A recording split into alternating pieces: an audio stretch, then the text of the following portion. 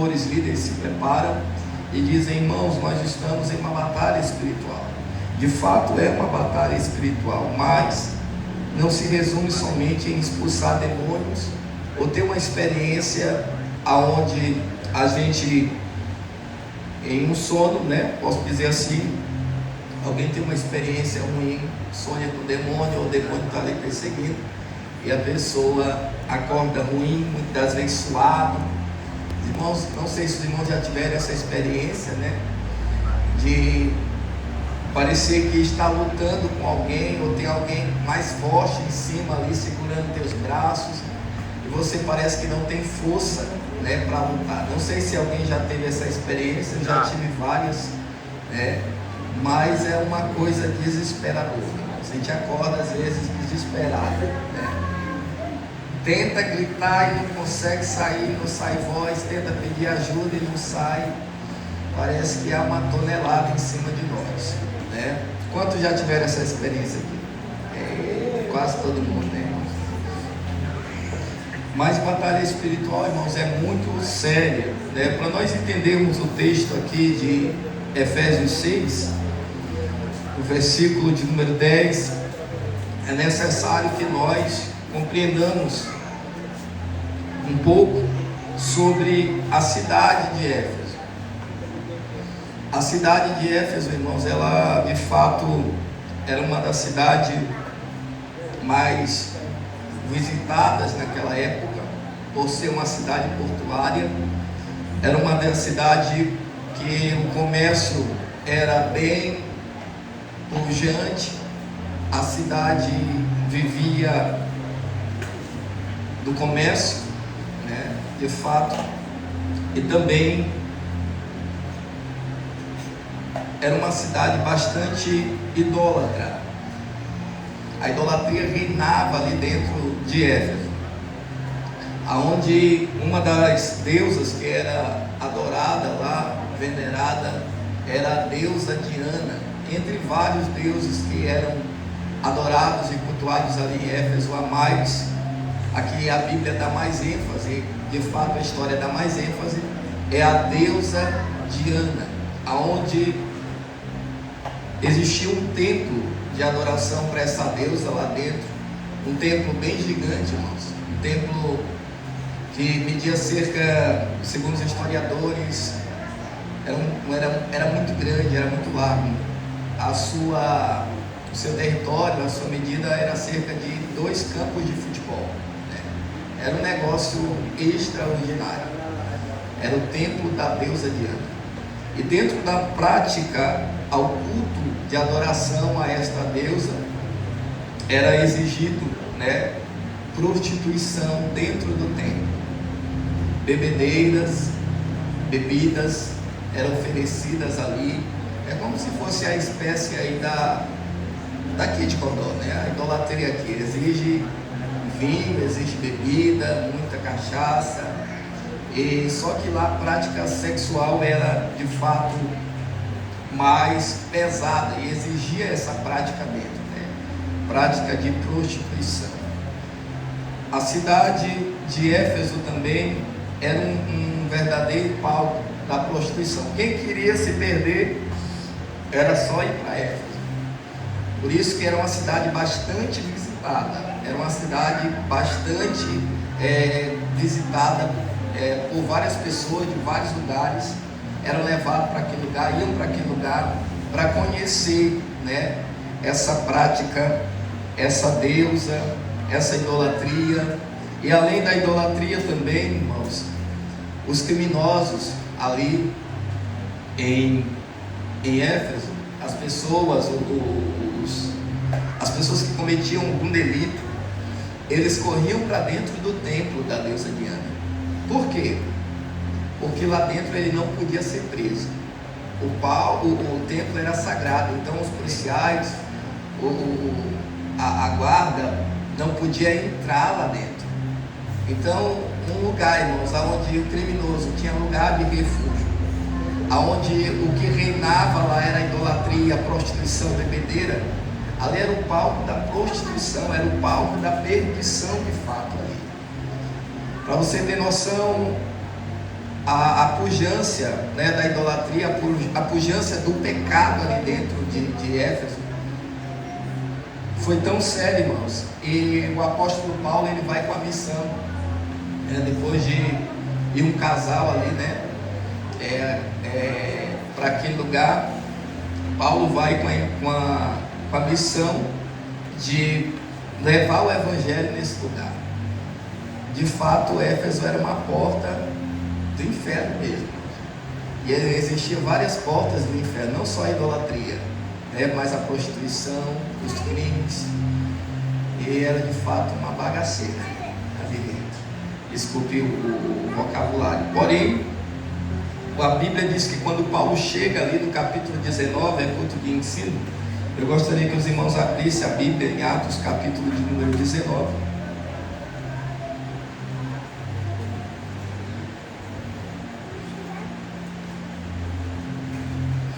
Essa é a terceira viagem missionária do apóstolo Paulo. E a Bíblia diz que ele chega ali em Éfeso. E no versículo de número 1, a Bíblia diz que Paulo encontra ali em Éfeso alguns discípulos, precisamente 12 discípulos de João Batista. Havia ali 12 homens, 12 discípulos. Aqui está escrito alguns discípulos. Se os irmãos puderem localizar a quantidade 12, está aqui, versículo 6. Uns 12 varões. Está escrito 12 varões. Esse 12 varões aqui não está por acaso aqui, irmãos. Dentro do culto à deusa Diana, existiam 12 sacerdotes lá dentro. E a Bíblia diz que nesse lugar onde a deusa Diana imperava, reinava, existiam os 12 sacerdotes dela. Deus levanta 12 discípulos de João, né, para resistir ali àqueles ensinamentos. E quando Paulo chega, Paulo pergunta para eles se eles já ouviram falar, né, do Espírito Santo de Deus, do batismo com o Espírito Santo, e eles disseram que ainda não tinham ouvido falar, somente do batismo de João, batismo em águas. E a palavra do Senhor nos diz que Paulo impõe as mãos sobre ele, e a Bíblia diz no verso 6 que veio sobre eles o Espírito Santo, e aqueles homens começaram a profetizar e a falar em línguas estranhas. Eles começaram a profetizar e falar em línguas estranhas, e começa um grande avivamento naquela cidade. Eu ouvi uma frase, uma certa feita, que dizia assim: é melhor você pregar nas portas do inferno do que você pregar a um coral de anjo. É melhor você pregar as portas do inferno do que você pregar a um coral de anjo.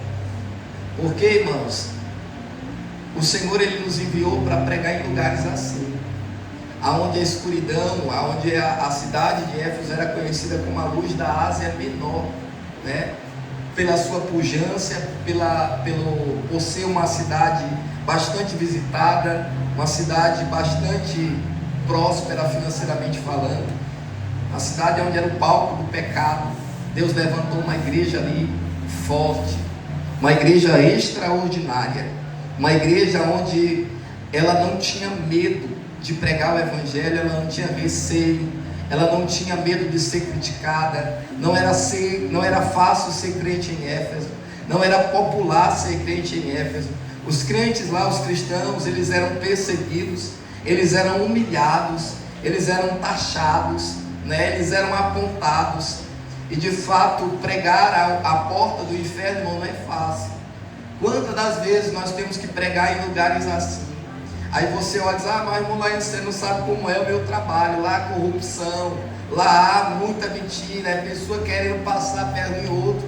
Deus te chamou para pregar lá, irmãos. Deus te chamou para ganhar almas lá. Irmão, mas você não sabe como é na minha casa, ou no meu ciclo de amizades. Deus te chamou para pregar, foi lá mesmo. Lá onde a escuridão reina, lá onde o pecado reina, a prostituição reina. É lá que Deus te chamou, né? Porque se fosse muito fácil, pregar só no coral de anjo é muito bom, pregar só para crente é benção demais. Deus te chamou foi para ganhar almas, foi para ir lá onde o inimigo está atormentando, aonde o inimigo está oprimindo, aonde o inimigo está querendo reinar, onde ele está querendo imperar. É lá que Deus nos chamou, irmãos, para pregar o evangelho, para levar a mensagem da salvação, para resgatar outras pessoas para Cristo. Amém? Amém. Versículo de número 8, a Bíblia diz que Paulo começou a pregar na sinagoga. Como assim, irmãos? Paulo pregou na sinagoga? Sim. Paulo era judeu, irmãos, e ele foi pregar na sinagoga. Isso mesmo, pregou lá na sinagoga. Mas não era só os doutores da lei que iam para lá, sim, mas Paulo era judeu. Como é que Paulo pregava? Olha a estratégia de Paulo. Paulo pregava na sinagoga, disputava na sinagoga com os fariseus. Ele pegava o evangelho de Jesus, ele pegava a lei e trazia a lei aplicando para Jesus, para Cristo, para ganhar eles. Olha a estratégia que ele usava. Pregava a lei, trazendo e aplicando Cristo, aplicando a doutrina do cristianismo para eles. E a palavra do Senhor nos diz que o evangelho ia entrando, a palavra ia chegando ali dentro da sinagoga. E por que eles deixavam Paulo pregar? Paulo, irmãos, ele aprendeu aos pés de Gamaliel, e os judeus ficavam tudo encantados. Esse homem aprendeu aos pés do Gamaliel, então ele tem coisa boa para passar para nós. Ele tem ensinamento profundo da lei. Gamaliel foi um grande doutor da lei, e Paulo aprendeu aos pés dele. Então eles abriram esse espaço na sinagoga, e a Bíblia diz que no espaço de 3 meses Paulo ficou pregando lá, persuadindo acerca do reino de Deus. Mas a Bíblia diz que alguns endureceram o coração, né? E não queriam, mas alguns desses se endureceram e não obedeceram quando Paulo falava do caminho. E a palavra do Senhor nos diz que Paulo se retirou. E quando Paulo sai dali, expulso daquele lugar, um certo homem por nome Tirano, ele tinha uma escola filosófica, ele dá aquela escola para Paulo ministrar, e Paulo fica por 2 anos pregando a palavra de Deus. E quando Paulo está ali pregando, fazendo milagres e maravilhas, a palavra do Senhor nos diz que, no versículo de número 11, que pelas mãos de Paulo, Paulo fazia maravilhas extraordinárias, de sorte que até os lenços e aventais que se levavam ao corpo do enfermo, né, as enfermidades fugiam, e os espíritos malignos saíam. Somente os lenços e aventais. Irmãos, não era porque Paulo, né, gostava desta prática, é porque Paulo era só um. Então não dava para atender várias pessoas ali. Então o que Paulo fazia? Ele pegava o lenço que ele usava, os aventais, e dizia assim: leva lá, toca nele. Quando era tocado no corpo do enfermo, a enfermidade saía, os espíritos saíam. Paulo não vendeu lenço, como algumas igrejas vendem aí, né, irmãos? Paulo não fez essa campanha: eu vou fazer a campanha do lenço, leva o lenço ungido, leva o lenço suado. Não. Paulo aqui é explicando de fato, porque ele era só um, ele não podia estar em vários lugares ao mesmo tempo. Então a unção que estava sobre a vida dele era liberada, a enfermidade saía, o mal saía. Irmãos, o avivamento foi tão grande naquela cidade, que alguns exorcistas que ganhavam dinheiro, né, fazendo exorcismo, ambulantes, a Bíblia diz no verso 3, tentaram copiar o que Paulo fazia. E a Bíblia diz que dentre eles estavam dos 7 filhos de um homem chamado Cefas. A Bíblia diz que Cefas era um dos sacerdotes, né, ali, e eles tentaram copiar o que Paulo fazia. E quando eles chegaram, uma certa feita, em uma pessoa endemoniada, em um homem endemoniado, ele diz assim, ele diz que expulsava o demônio, né? Eu te expulso, ou enconjuro-vos, né? Enconjuro-vos por Jesus, a quem Paulo prega. Ele tentou repreender o mal, o espírito, tentou copiar. Mas a Bíblia diz que o espírito maligno disse assim: eu conheço a Jesus, e eu bem sei quem é Paulo, mas vós quem sois? Os demônios estavam dizendo: eu conheço Jesus, eu sei também quem é Paulo, mas vocês eu não conheço. E a Bíblia diz que o homem, o espírito que estava dentro daquele homem, saltou sobre os filhos de Cefas, precisamente os dois, né? Dois, a Bíblia fala de dois aqui. E de maneira que eles saíram feridos e nus, e fugiram daquela casa onde estavam endemoniados. O demônio botou os homens para correr, espancaram ele. E a Bíblia diz que isso foi notório em toda a cidade. Todos os habitantes de Éfeso ouviram falar desse caso.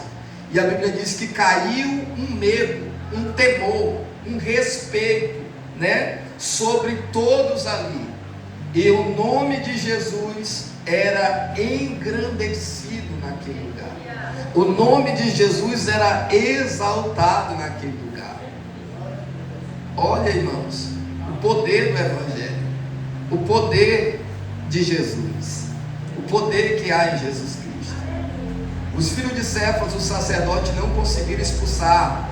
O povo olhou e disse assim: rapaz, se o filho do sacerdote não conseguiu, e esse demônio está falando o nome de Paulo, isso é o ápice da autoridade. Está falando o nome de Jesus, isso é o ápice da autoridade, é o nível máximo. Qual era o nível máximo? Uma entidade se submeter ao nome de alguém, para eles era o ápice.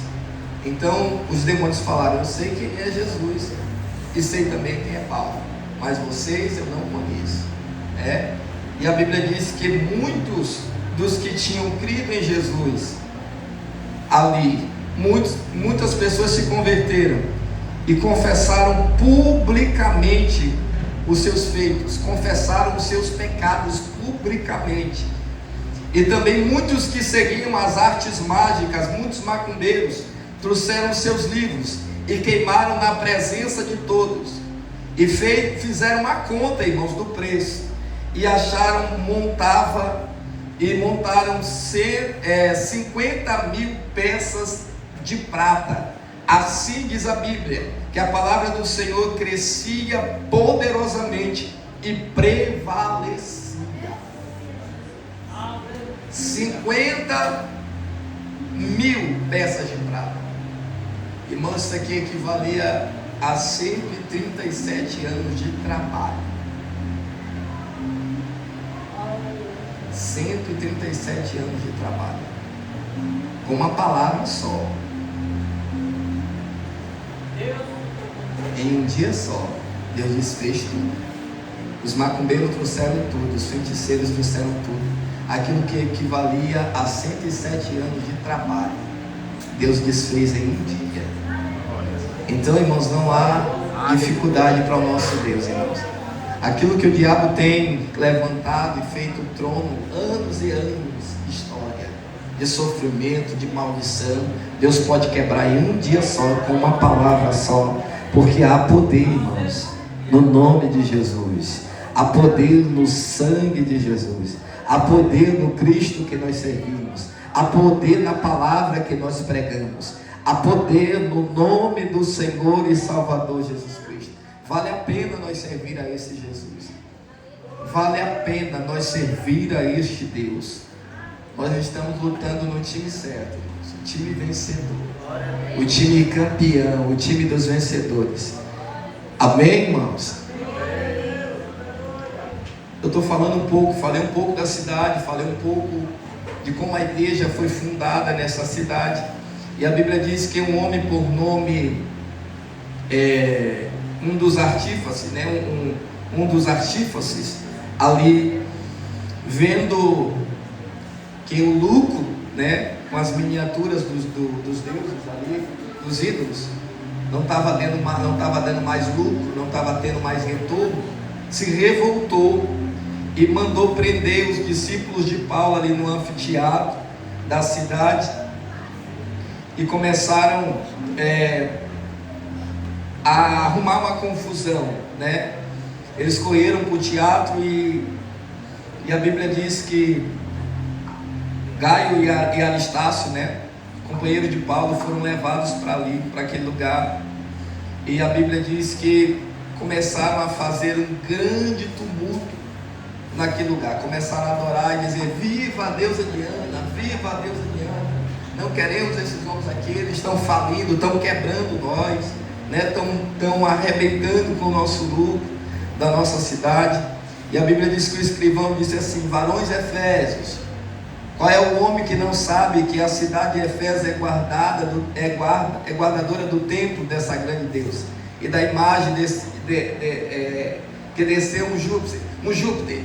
Eles dizem, irmãos, eles adoravam lá Apolo, porque eles dizem que desceu lá um meteorito, né?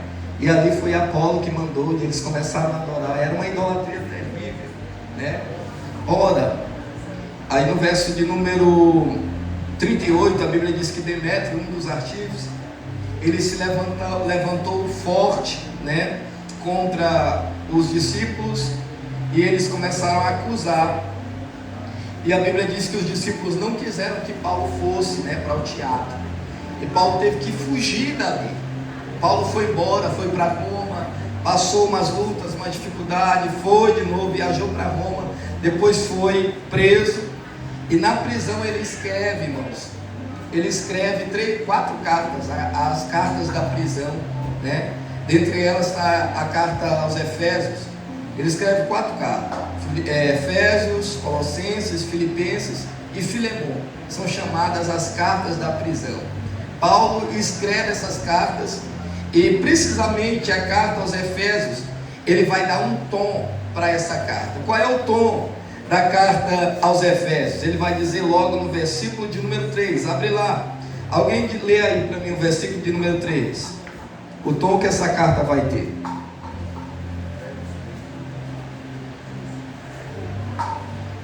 Capítulo 1, versículo 3.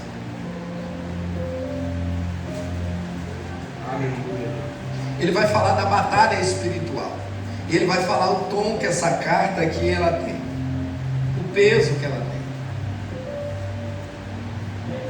Pode ler. 1, 3. Bendito seja o Deus Pai de nosso Senhor Jesus Cristo, que nos abençoou com todas as suas bênçãos espirituais nas regiões celestiais em Cristo. Olha que Paulo vai dizer, irmãos: bendito seja o Deus, o Pai, né? Bendito seja Deus e Pai de nosso Senhor Jesus Cristo, o qual nos abençoou com todas as sortes de bênçãos nos lugares celestiais em Cristo. O que isso quer dizer? Paulo está dizendo que nós fomos chamados para governar com Cristo. Paulo está dizendo que nós fomos chamados para uma posição. Qual é a posição da igreja? É estar assentado nos lugares celestiais com Cristo Jesus, o nosso Senhor. Você foi chamado para ser um embaixador de Jesus. Você foi chamado para ser um embaixador de Cristo. Você foi chamado para, aleluia, de fato governar com o Senhor nas regiões celestiais. Você está assentado com Ele. Glória a Deus. Olha o tamanho do privilégio que você tem. Olha o tamanho do respeito que você tem no mundo espiritual. Você está assentado com Cristo.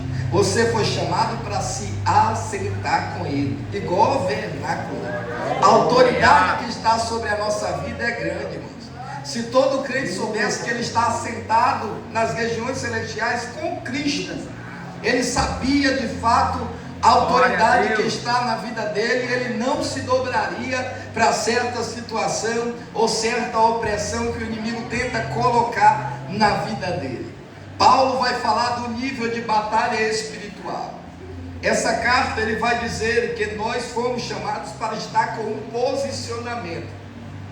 Do capítulo 1 ao capítulo 3, Paulo fala que nós temos, irmãos, uma posição.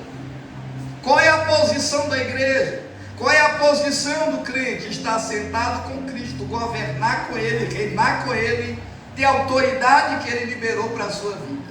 Do capítulo 4 ao capítulo de número 6, Paulo fala do nosso posicionamento. diferença de posição para posicionamento. Você tem uma posição. Qual é a posição? Está sentado. E qual é o posicionamento da igreja? Aí Paulo vai dizer: nós somos chamados para estar assentados. Ele vai falar dos benefícios de estar com Cristo. Do capítulo 1 ao capítulo 3 ele vai falar dos benefícios. E do capítulo 4 ele vai falar da nossa responsabilidade, da nossa posição. Ele vai dizer no capítulo 4 que nós temos que viver em unidade. Um só Espírito, um só batismo, um só Senhor, um só Pai, né? Um só Deus e mediador. Ele vai falar da unidade do Espírito. No versículo de número 13 ele diz assim, que nós temos que procurar a unidade do Espírito, que é o vínculo da paz. Pelo vínculo da paz, pelo vínculo da paz. Essa palavra vínculo aqui, irmãos, é nó, é o nó. Nós temos que estar de fato amarrado um ao outro. O nó é um vínculo que nos une, é Cristo. Ele é que nos une, o vínculo da paz. Nós temos que viver unido, Paulo vai dizer. E no capítulo de número 5 ele vai falar da nossa vida moral, dos deveres domésticos. Do capítulo de número 6 ele ainda continua da nossa vida moral, da nossa vida social. Ele vai dizer assim: filhos, obedecei-te os vossos pais. Pai, vocês não podem maltratar os seus filhos. Ele vai falar dos filhos, dos pais não provocar ira nos filhos, cria na doutrina de Deus. No verso de número 5 do capítulo 6 ele vai dizer assim, que nós temos que, ele vai falar dos escravos, né, dos servos. Ele vai dizer assim: olha, os servos trabalha bem, bota para trabalhar, faça com que o trabalho fosse seu, e os vossos patrões, os vossos senhores, não maltrata, não humilha. A igreja de Éfeso era composta, irmão, de escravos e composta de patrões. Era um negócio terrível. Era composto de branco, de negro. Era um negócio de dar nó. Quando chegava na igreja, o patrão queria mandar no trabalho. Paulo disse: não, está errado, aqui não. Todos nós aqui estávamos mortos. No capítulo 2 ele disse: todos nós estávamos mortos. Aqui é diferente, mas ele nos vivificou. Aqui ninguém merece nada, a glória é para ele. Ele que nos deu vida, ele que nos deu uma oportunidade. Todos nós somos iguais perante o Senhor. Paulo vai dizer do nosso posicionamento, do capítulo 4 ao capítulo 6, o nosso posicionamento. Por que Paulo vai falar primeiro da posição e depois do posicionamento? Porque tem muita gente, irmãos, que quer ser abençoado por Deus, que quer estar sentado com Ele, que quer ter só a posição, mas se esquece do posicionamento. Ah, eu quero ser pregador, mas não estuda. Cadê o teu posicionamento? Eu quero casar, mas cadê o teu posicionamento também para ser um bom marido? Cadê o teu posicionamento para ser uma boa esposa? Cadê o teu posicionamento? Tem que ter, irmãos, tem que andar lado a lado. Paulo disse assim: não tem como vocês vencer batalha espiritual sem posicionamento. Vocês querem reinar, vocês querem ser abençoados, vocês querem vencer a guerra e a luta, mas não se posiciona. Não tem como vencer guerra espiritual sem posicionamento. Tem que estar na posição e tem que estar se posicionando correto. É muito crente sofrendo, irmãos, porque não se posiciona, não se submete, não respeita a liderança, não respeita a líder, não respeita a bênção que Deus entregou. Não tem como ser abençoado. Pode ser crente, um filho que não obedece o pai em casa não se posiciona corretamente. Não tem como receber bênção sem posicionamento. Paulo vai falar do nível da guerra. Paulo vai falar do nível da batalha. Paulo vai dizer que nós estamos assentados. Há uma guerra travada no mundo espiritual. Há uma guerra grande. Não é um dos textos que fala sobre batalha espiritual. Outro texto. Por que o diabo se levanta? Paulo vai dizer no capítulo de número 3, rapidamente para a gente encerrar aqui. É culto de ensino, é demorado mesmo, mas nós vamos conseguir. Paulo vai dizer, vai falar dos nossos inimigos.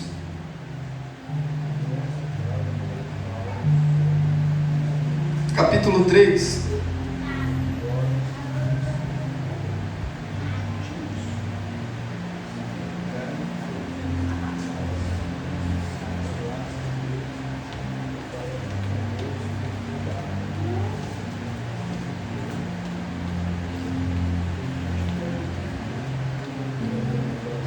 É isso mesmo?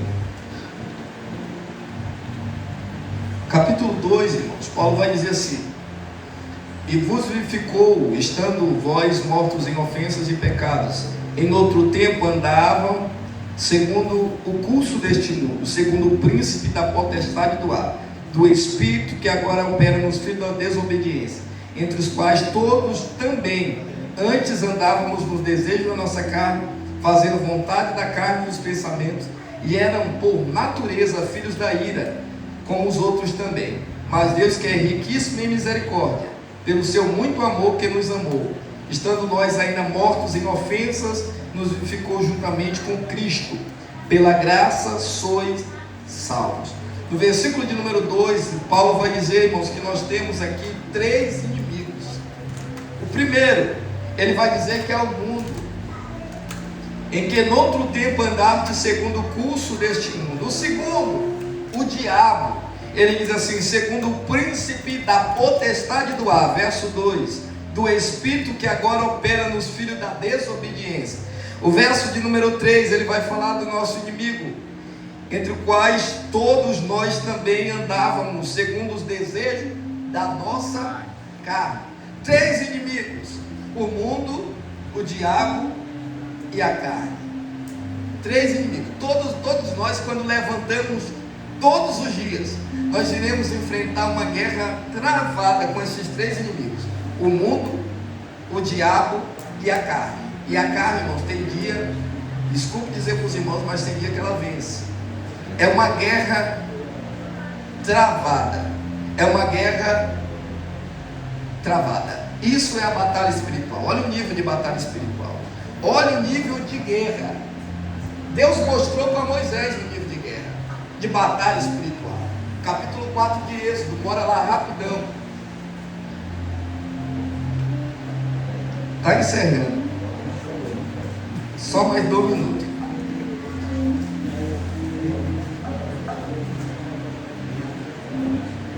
Deus concede poderes a Moisés. Capítulo 4 de Êxodo. Moisés querendo fugir do chamado, irmão. Moisés, Senhor, não quero não sei falar.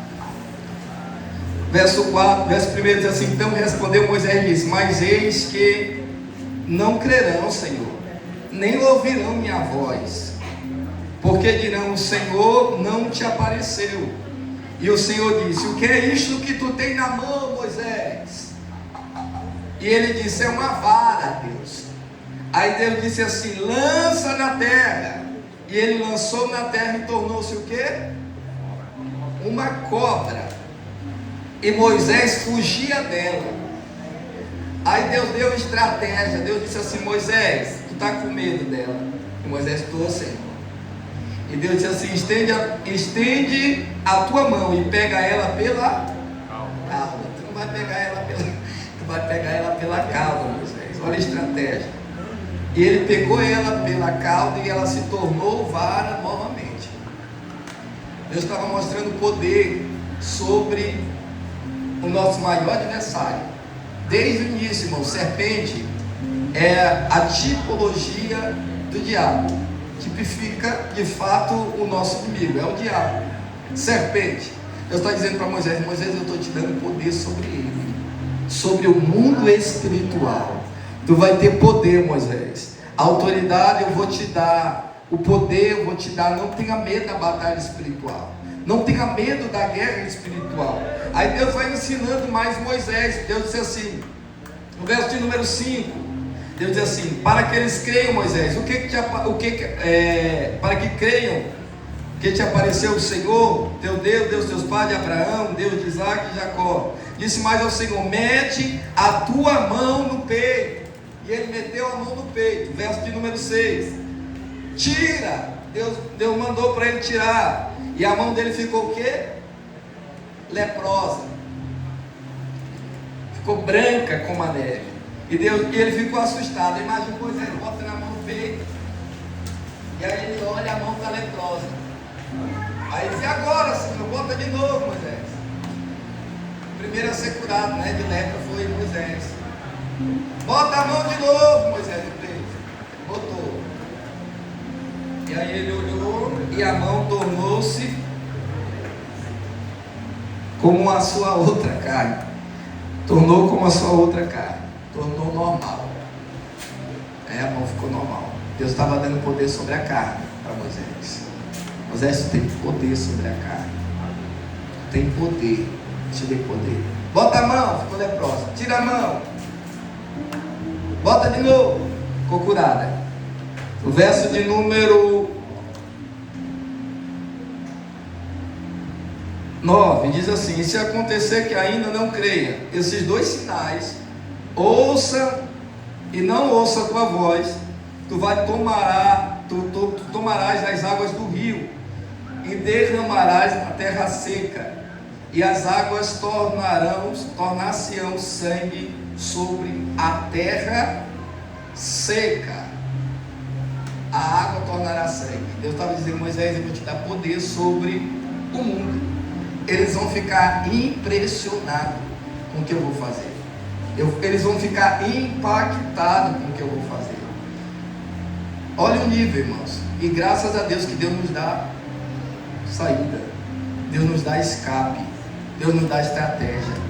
Deus nos ensina a lutar. É lindo demais. Deus nos ensina a guerrear. Deus nos ensina a batalhar. Mas eu estou pregando para os irmãos aqui para dizer que Deus nos deu poder, irmãos. Poder sobre a carne. Poder sobre este mundo para vencermos este mundo. Deus te deu poder para pisar em serpentes e escorpiões na autoridade do nome de Jesus. Você tem poder, você tem autoridade da parte de Deus.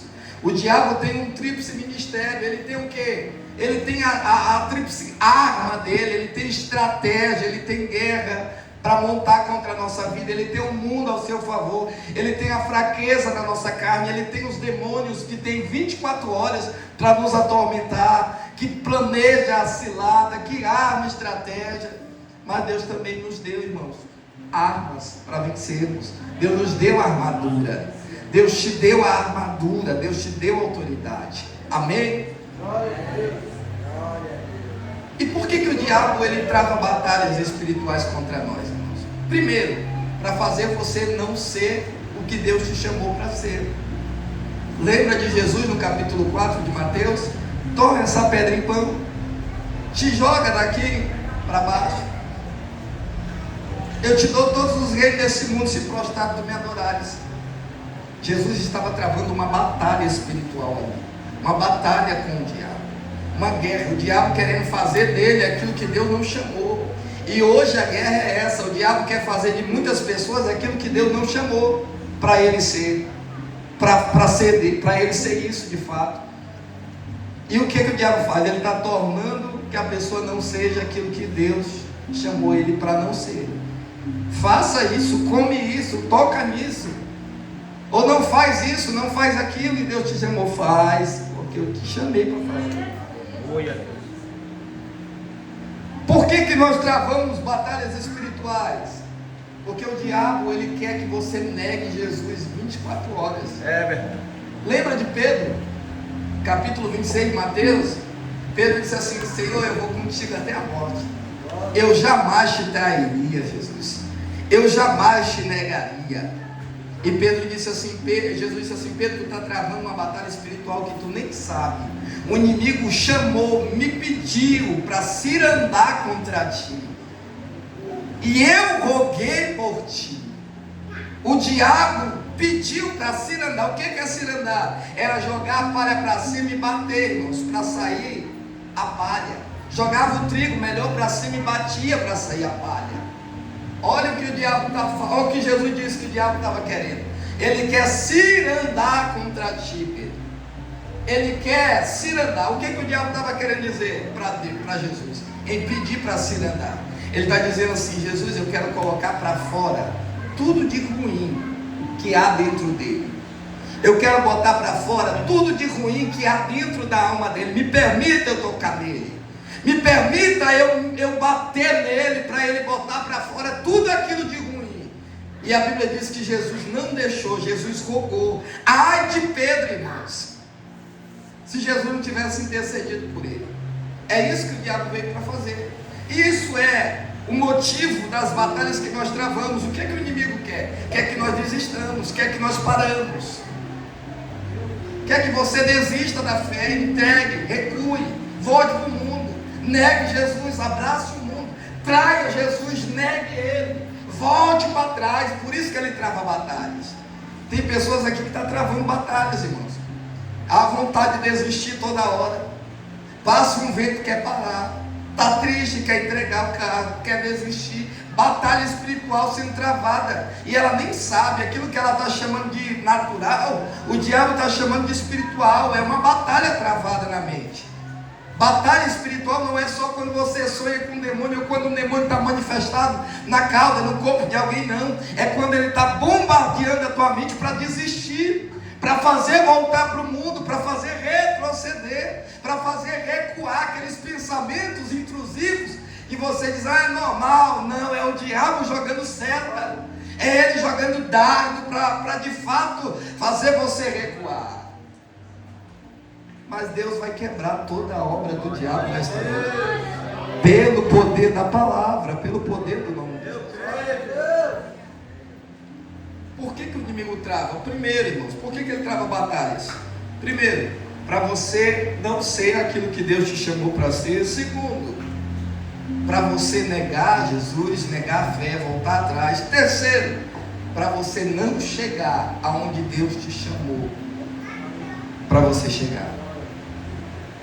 A Bíblia diz que o barco, Marcos 4, Mateus 8, é uma tempestade, surge do nada no meio da travessia até Gadara, e a Bíblia diz que o barco começou a querer afundar, a tempestade bateu forte, e a Bíblia diz que Jesus repreendeu os ventos, está escrito no plural, os ventos, Mateus 8, os ventos, ruach, espíritos.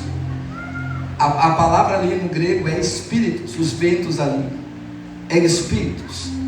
Jesus repreendeu os espíritos, e ele disse para o mar: aquieta-te, acalma-te. Ele repreendeu os ventos e acalmou o mar.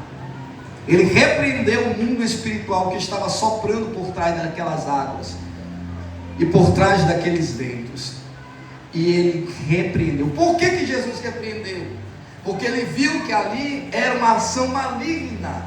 Os demônios estavam por trás. Por quê? Porque os 6.000 demônios que estavam dominando Gadara sabia que o barco que Jesus tinha pegado, ele iria chegar em Gadara, e a festa daqueles demônios naquela cidade tinha que acabar. Então os demônios tentaram acabar com Jesus, afundar o barco, aleluia, antes de chegar em Gadara.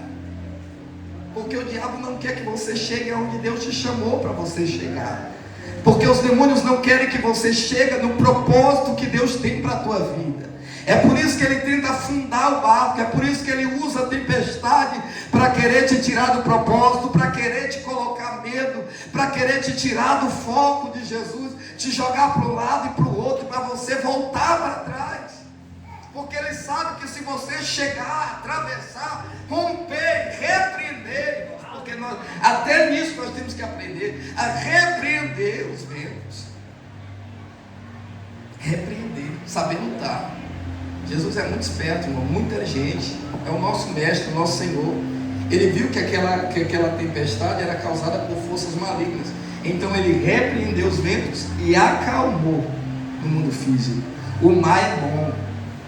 Então ele acalma, aquieta-te, cala-te, acalma, e repreendeu os ventos. Ele repreendeu no mundo espiritual e acalmou no mundo físico. É assim que nós temos que fazer. Está uma guerra lá em casa, acalma no mundo físico, repreenda no mundo espiritual. Sai do mundo, eu não aceito aqui dentro não. Está uma guerra no trabalho, acalma no mundo físico, repreenda no mundo espiritual.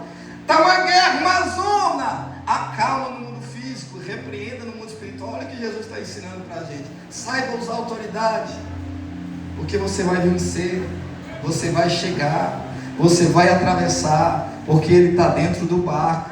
A ordem foi dada por Ele, a palavra foi liberada por Ele. Aleluia, chegamos ao outro lado, atravessemos do outro lado. Ele está conosco, irmão, não vai deixar o teu barco afundar. O horário já foi, depois a gente ministra mais. E nem falamos sobre a batalha, né? De fato. Só para concluir aqui em 2 minutos. E aí Paulo vai dizer que a batalha tem um propósito. O inimigo levanta com propósito. Para quê? Para nos fazer parar. Isso mesmo. A vontade do diabo não é te matar, você sendo crente em Jesus. Você estando firme, assentado com Ele nos lugares celestiais.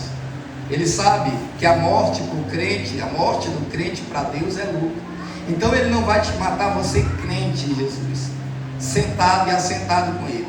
Ele quer que você enfraqueça, para depois Ele te matar. Ele quer que você, aleluia, desista, para depois Ele vir com tudo. É por isso que Paulo diz assim: no demais, irmãos meus, fortalecei-vos no Senhor. Por que Paulo diz assim, fortalecei-vos no Senhor? Porque o propósito do diabo é nos deixar fraco. No demais, irmãos meus, fortalecei-vos no Senhor e na força do seu poder.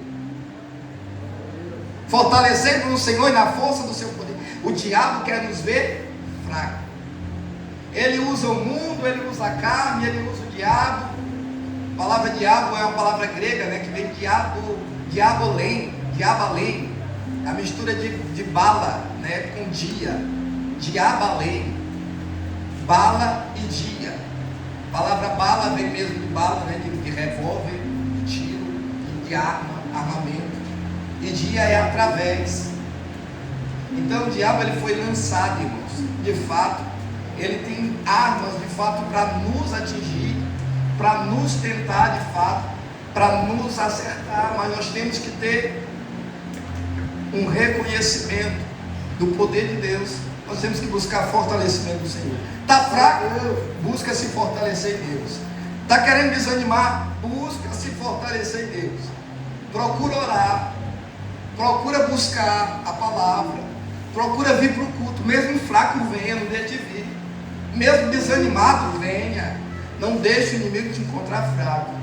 E ele diz mais no verso 11: revestido de toda a armadura de Deus, para que possais estar firmes. Contra o quê? Contra o nosso maior adversário. Ele vai dizer: contra as astutas ciladas do diabo.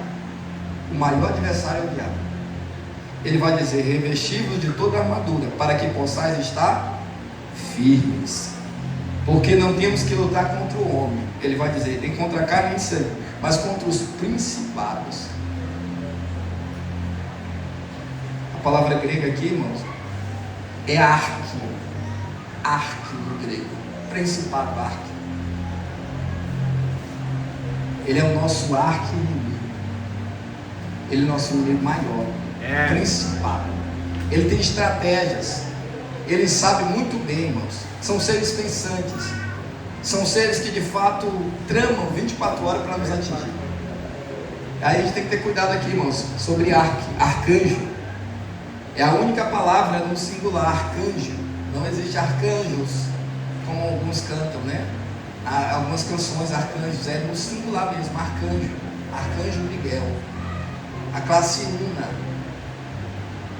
né? Classe una. Querubim é o único querubim ungido, classe una. Era o único ungido nessa classe. Então ele diz mais assim no verso 12, estou acabando: contra os príncipes das trevas deste século, contra as hostes espirituais malvadas em lugares celestiais. Portanto, tomai toda a armadura de Deus, para que possais resistir no dia mau, e havendo feito tudo, ficar firmes. Verso 14: estais, pois, firmes, tendo cingido vossos lombos com a verdade, vestido da couraça da justiça. Nesses versículos que nós lemos, irmãos, por 3 vezes Paulo vai dizer: estais firmes, estais firmes, ficai firmes, porque a luta do diabo é nos encontrar fraco. Tem que se fortalecer no Senhor. Amém? O propósito do crente é se fortalecer em Deus, orando todo o tempo. Paulo vai dizer: orando todo o tempo, com toda súplica no Espírito. Amém? Amém. Vamos ficar de pé. Queria deixar os avisos.